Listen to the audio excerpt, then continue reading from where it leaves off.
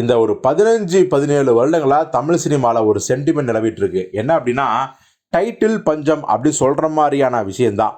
அதாவது தன்னுடைய படங்களுக்கு பார்த்தீங்கன்னா, இதற்கு முன்னாடி சீனியர் நடிகர்கள் நடித்து வெற்றி அடைந்த படங்கள், மிகப்பெரிய வெற்றி அடைந்த படங்கள், ஏன் தோல்வியே அடைந்தாலும் கூட இந்த எல்லா படங்களோட டைட்டில்கள் வந்து பார்த்தீங்கன்னா ரொம்பவே கேட்சியாக இருக்கும்.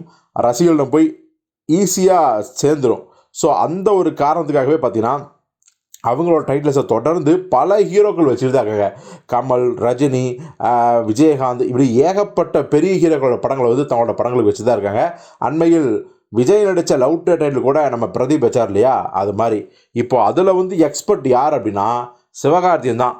தன்னை நடித்த பல படங்களில் முக்கால்வாசி பார்த்தீங்கன்னா கிட்டத்தட்ட வேறு ஹீரோக்களோட டைட்டில் தான். உதாரணத்துக்கு அவருடைய கேடி பில்லா கில்லாடி ரங்கா அப்படிங்கிற படத்துலேயே 2 ரஜினி பட டைட்டில் இருக்குது. ஒன்று பில்லா, இன்னொன்று ரங்கா. அப்போது கில்லாடி பரத் டைட்டில் தானே அப்படின்னு கேட்க வேணாம். அதே மாதிரி பார்த்திங்கன்னா எதிர்நீச்சல் நாகேஷ் நடிப்பில் வந்த ஒரு மாபெரும் வெற்றி படம். காக்கி சட்டை கமல் நடிப்பில் வந்த ஒரு மாபெரும் பிளாக் பஸ்டர் வெற்றி படம். வேலைக்காரன் ரஜினி நடிப்பில் வந்த ஒரு மாபெரும் வெற்றி படம்.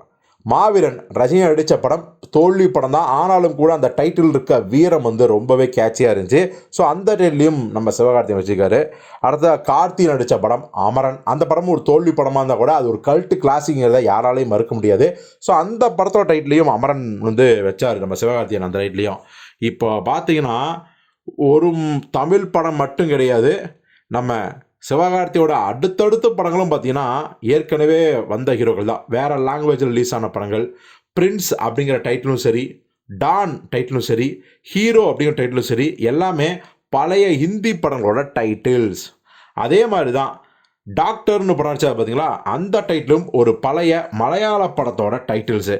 ஸோ இப்படி வந்து பார்த்தீங்கன்னா நான் தான் நடித்த படங்கள்லேயே கிட்டத்தட்ட பாதிக்கு மேலே வேற ஒருத்தரோட டைட்டில் தான் நடிக்கிறாரு அப்படிங்கிற ஒரு குற்றச்சாட்டு அவர் மேலே இருக்குது. ஸோ அதை மாற்றிக்குவாரா இல்லையா அப்படிங்கிறத பொறுத்திருந்து பார்ப்போம்.